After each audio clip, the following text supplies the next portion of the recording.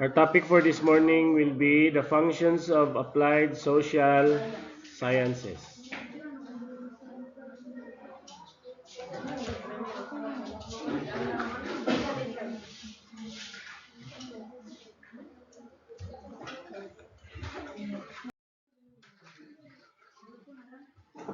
So applied social sciences focus on the practical application of social science disciplines to address real-life problems. They play a crucial role in sectors like government, media, schools, NGOs, and communities. So applied social sciences is a practical application of social science theories. Like for example, social science theory, psychology, or anthropology. So i-apply na din siya dito sa applied social sciences.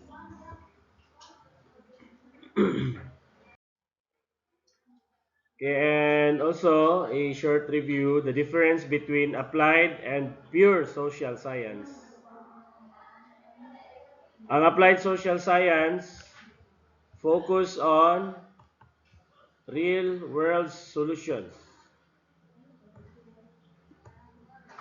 to social issues. For example, the issue of teenage pregnancy or addiction.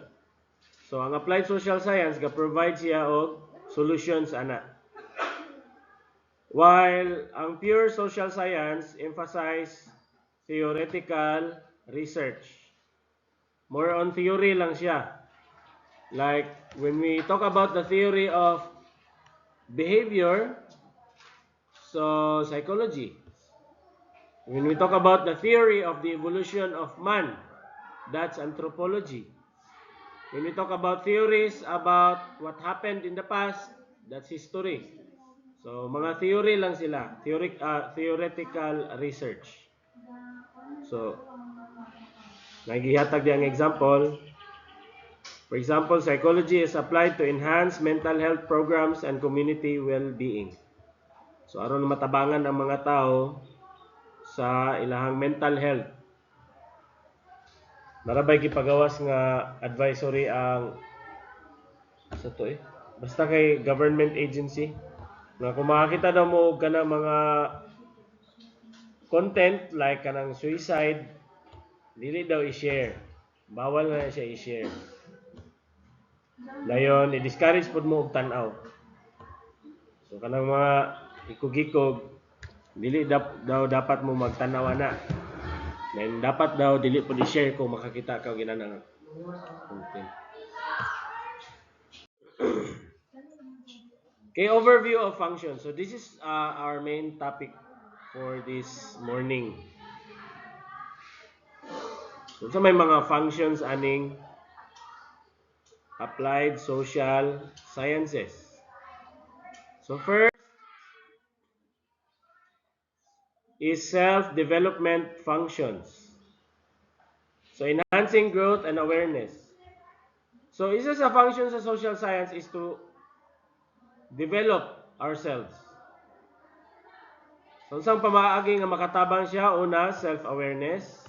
Kaduha, emotional intelligence. Ug ang ikatulo is decision making.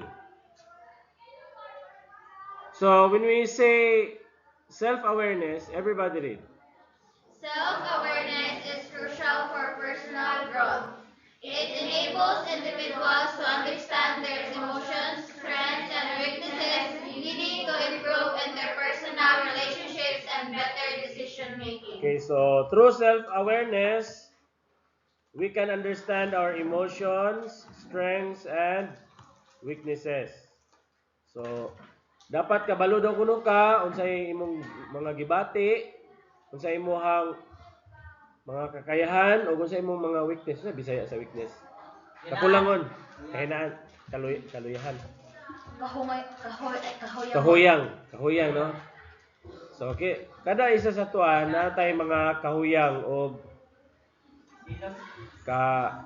kakusgan.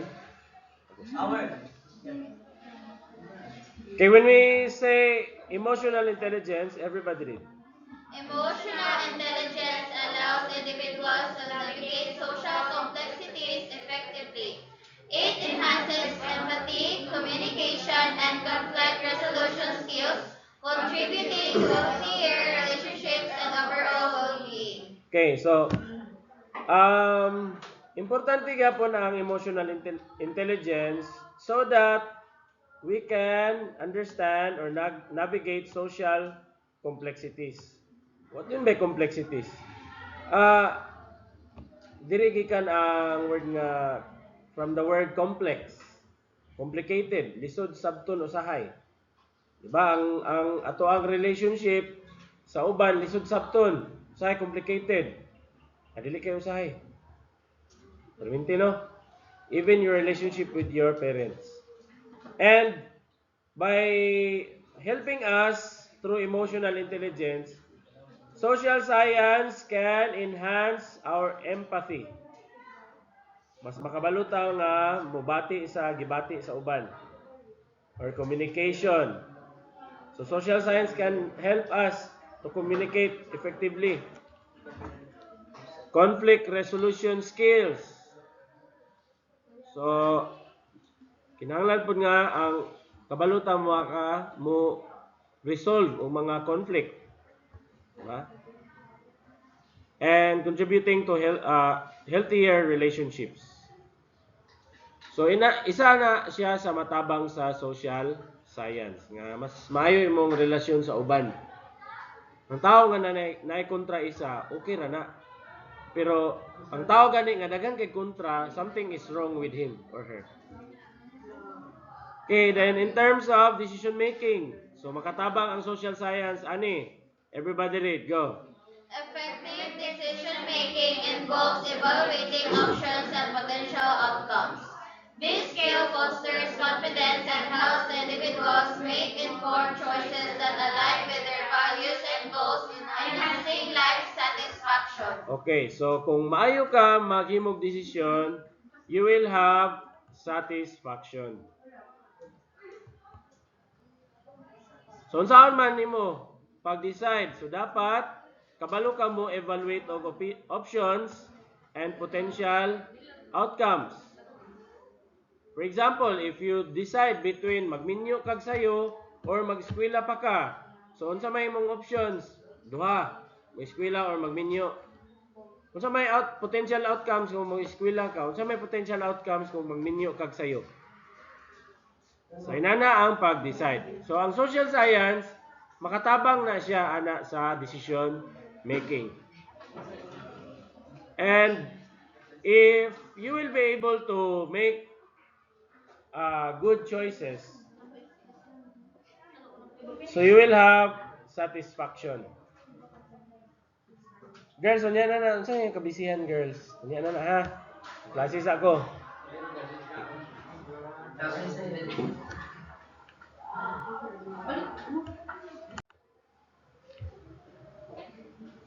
Okay. So let's continue. Self-development. That's the first function of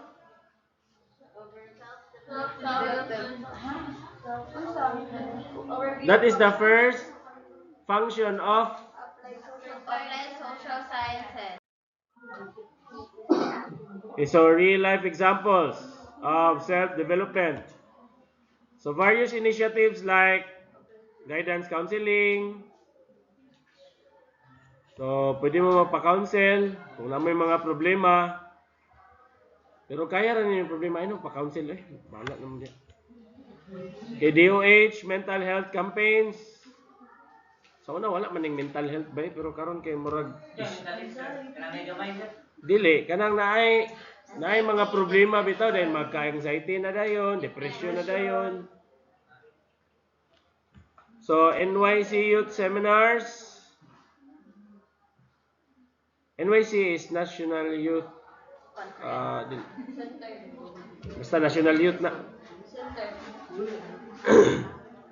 To support student well-being. So sa may ilang issue nga i-address like anxiety, identity struggles, providing career guidance. So inyong career guidance, by the way, will be on March 9. Yes. So pag hinahinay na mo pangitag attire ninyo, pero bawal tong mga magdala-dalag manok ha. Or magdala-dala, magsuot-suot o kanang gisi-gisi, bawal to siya. Dili na to mga secret agent kay murag imong karir dili secret agent, murag buang.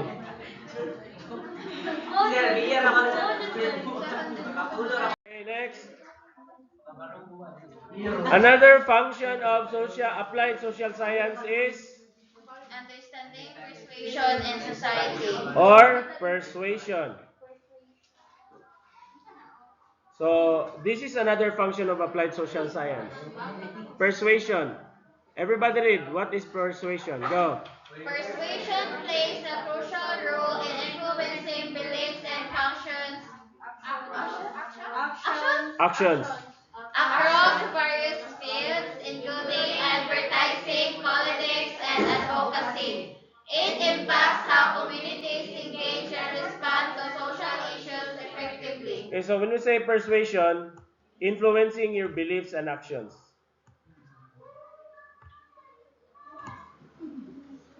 Influencing your belief and actions. For example, there is an advertisement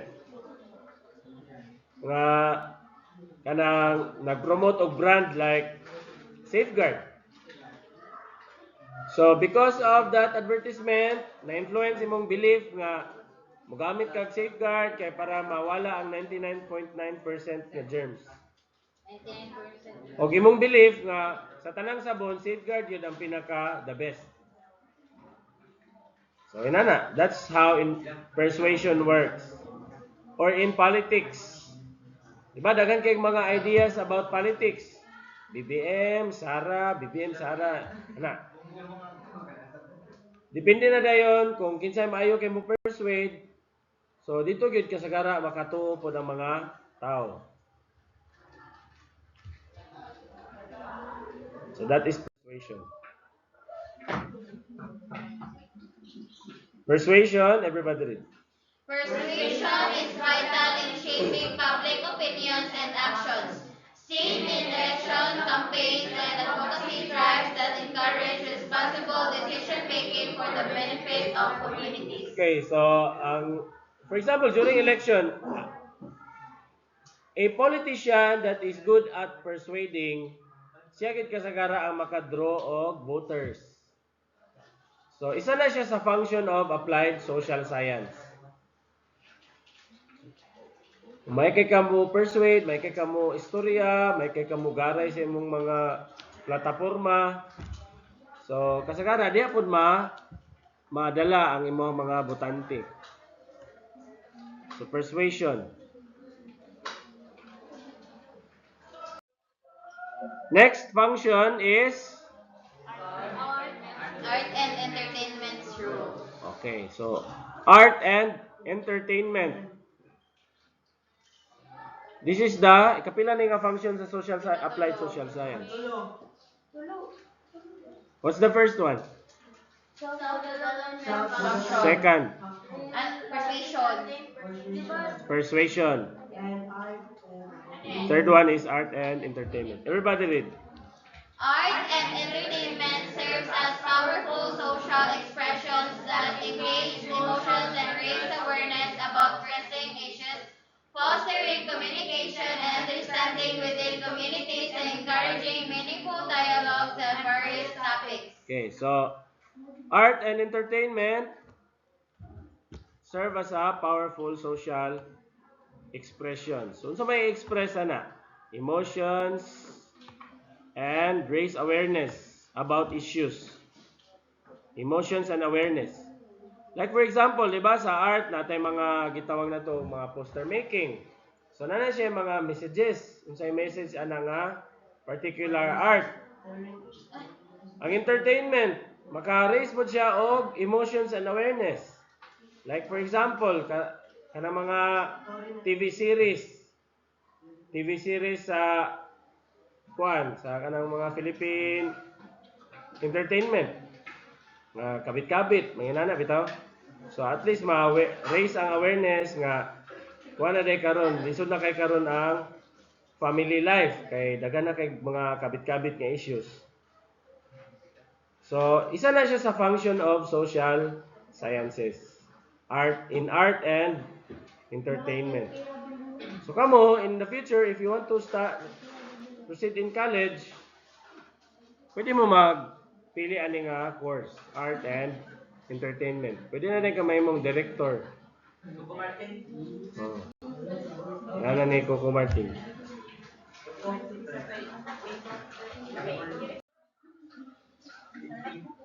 So, creative media, everybody read.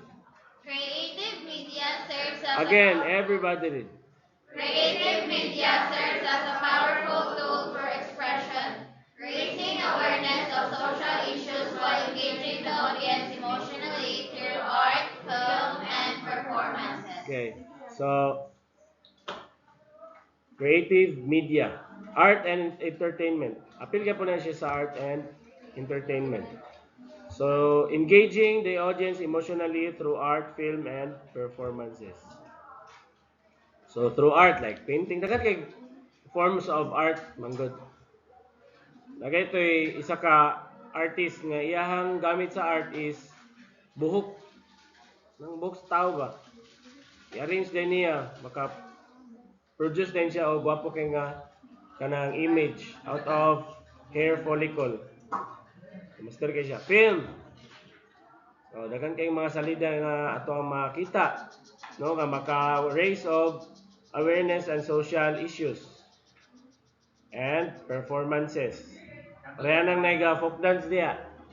So, maka-raise po siya of awareness and social issues.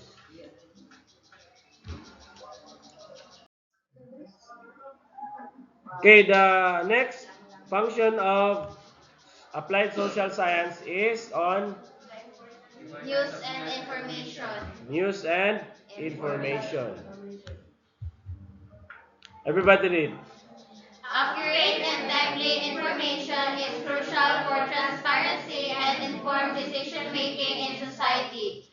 It empowers citizens by fostering trust and engagement, enabling them to participate actively in community matters. Again, everybody say the word enabling. Enabling. Okay. So, news and information are accurate and timely information. So, muna siya. And it is crucial for transparency and informed decision-making in society. So, diyan na ito makita unsa gyud tinuod through news and information. Pero, usahay, naalay mga kanang gitawag nato og biased information or news. Biased informations or news. Or one-sided lang. Then it empowers citizens by fostering trust and engagement. So mo na nga kasagara sa mga TV, radio, nga mga broadcasting, mo ginay kasagara nga mas kasaligan nga mga information. So isa na siya sa function of applied social science. Okay? So kaya lang nasa image oh. Dagan kay siya microphone nga gi awiran. Mura man na siya si Kwan.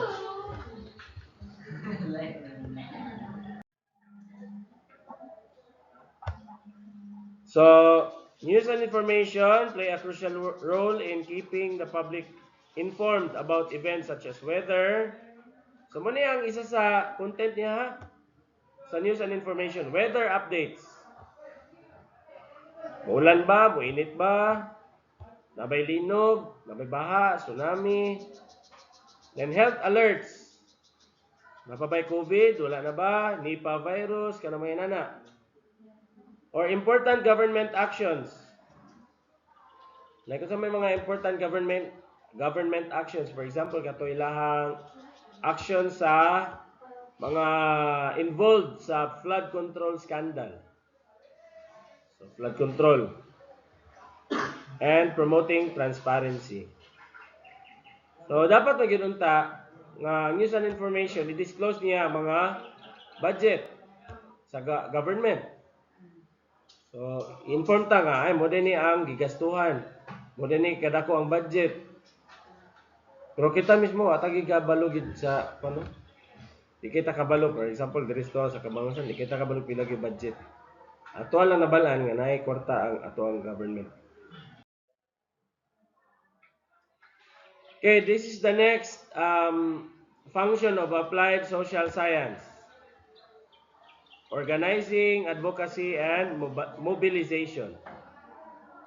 So what is this? Everybody read. 1 to 8, go. Organizing, advocacy, and mobilization emphasizes collective action to drive social change, encouraging communities to participate in protests, community projects, and volunteerism for a greater cause that benefits society. Okay, so ang purpose ani is to drive social change. Aron nay kabaguhan sa atuang society. Unsa may gusto nila nga may tabo ani? Encourage communities to participate in protests, community projects, and volunteerism. So isa ni siya sa functions gyapon sa social science, applied social science, nga ma-promote ang social change, nga kabaguhan sa atoang community. Nga dili na unta, for example, mugamay na unta ang mag-suicide, mugamay na unta ang teenage pregnancy, kana. There are a lot of people who advocates those issues. Or kana mga victims of rape, na siya. So they participate in protests, community projects, and volunteerism.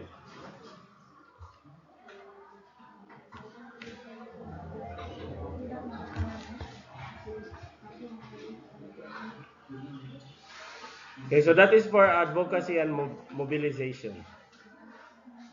Unsa kay goal sa advocacy and mobilization? Social change.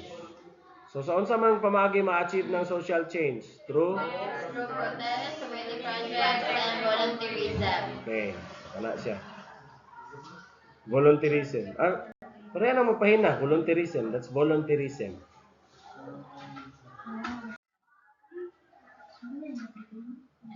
So manang naay mga clean up drives, kanang pahina, nakapil ba magpahina no? Yes. Kung mag-apil mo pahina, pag picture mo, kaya magamit na ninyo in the future. Community human rights campaigns, kampanya like campaigns against death penalty, and youth-led climate initiatives.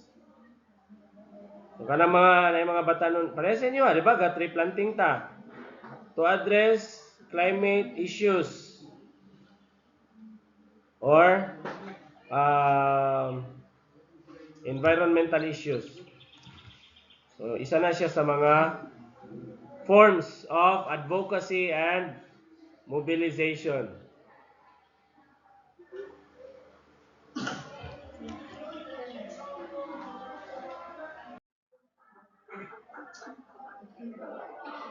Next function of applied social science is education or the importance of education. So part niya po niya sa function of social science. Everybody read. Education is essential for knowledge transfer and develops responsible citizenship. It nurtures critical thinking and empowers individuals to participate actively in society, creating informed and engaged communities.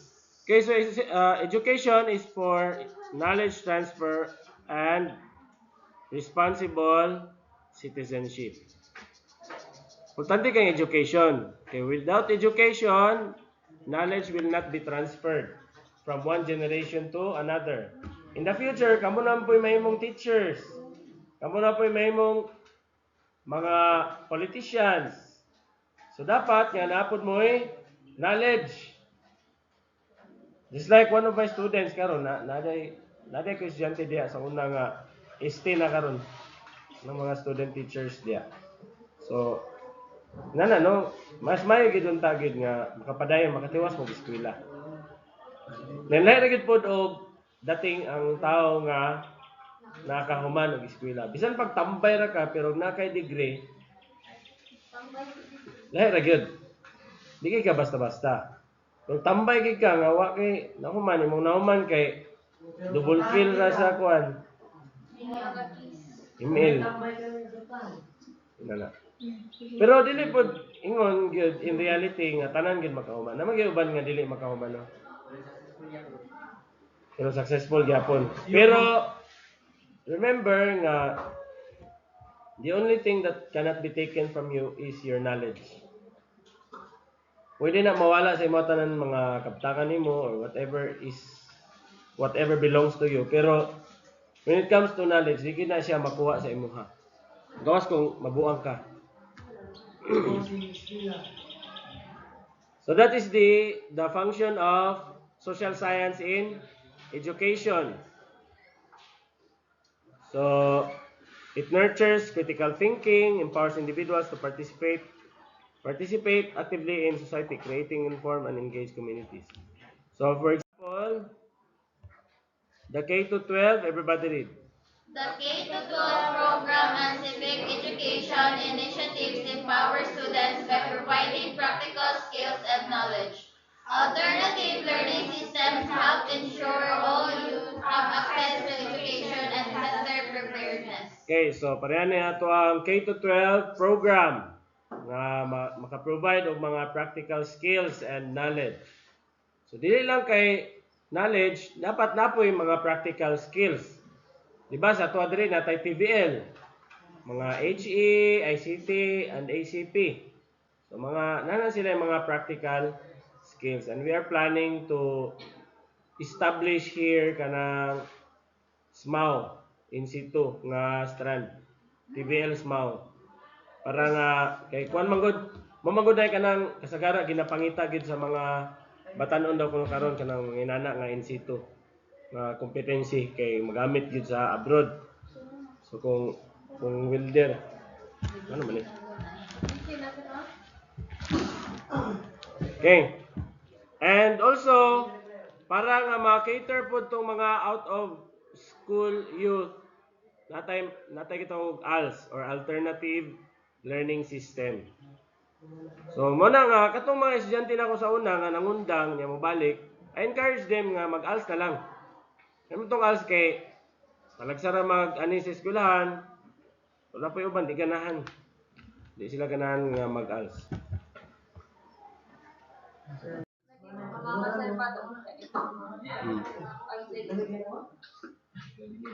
Okay, the next function is understanding socialization in society.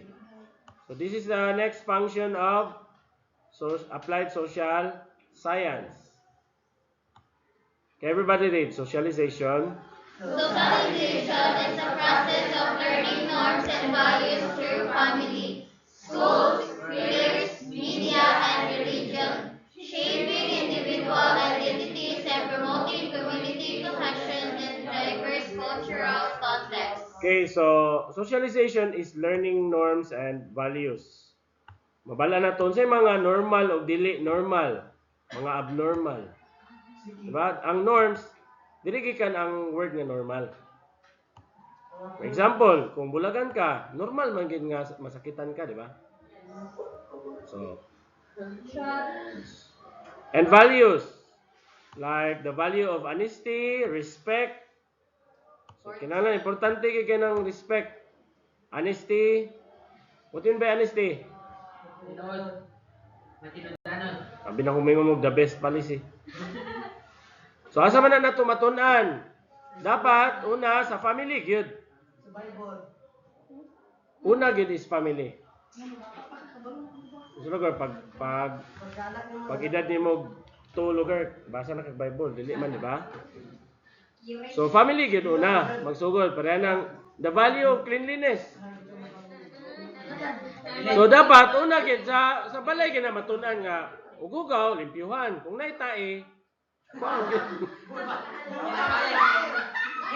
Tamok mo ginang. Ano maginang tayo din sa agdangan ginang? Oh. Ang uban po kay gitumban daw gipahid.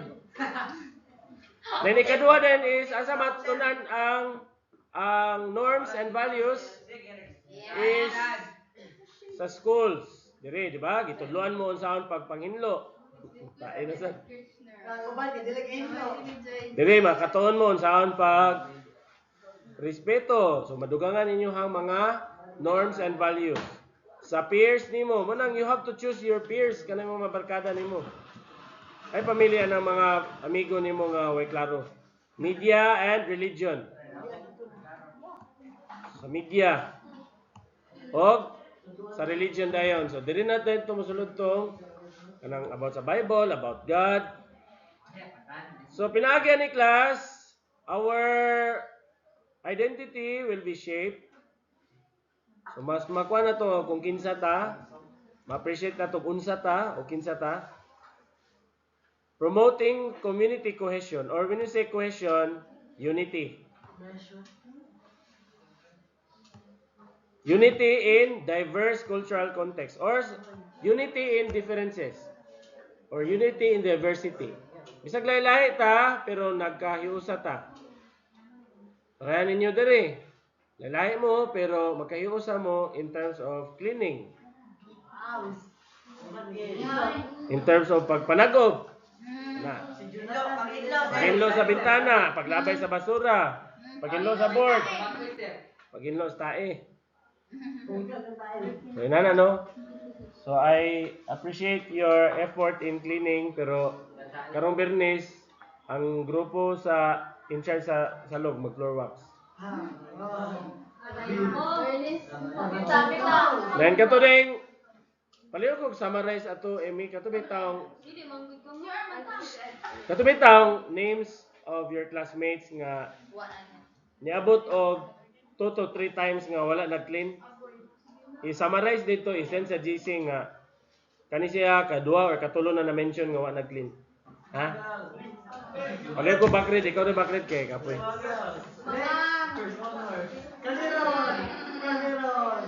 Wala man na, hindi naman to nila sala. Ang problema lang kay wala sila nagbuhat sa angay buhaton. Okay, so examples. Everybody read. Socialization influences Bayanihan values, respectful citizens, and community involvement through church programs and student councils, fostering a sense of belonging and patriotism in society. Okay, so socialization influence bayanihan values. Pagtinabangay.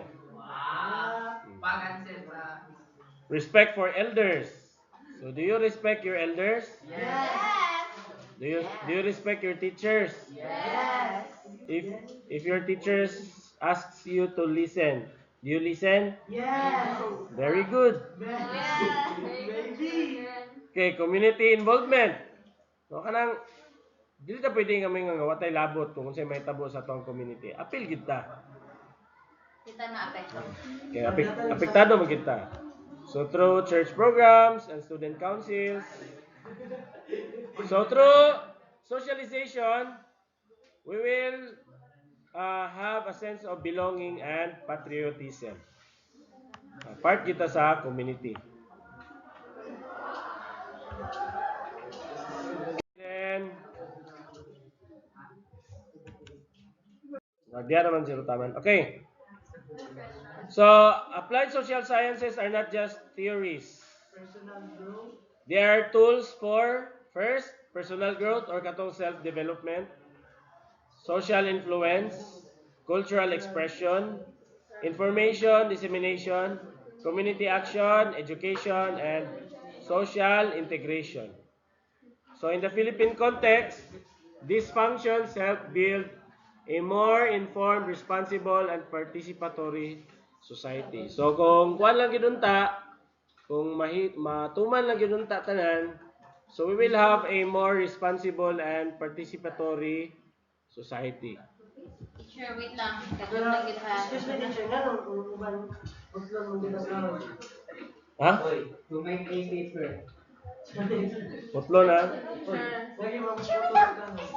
Asa, kadto lang. Ako lang i-exit ha.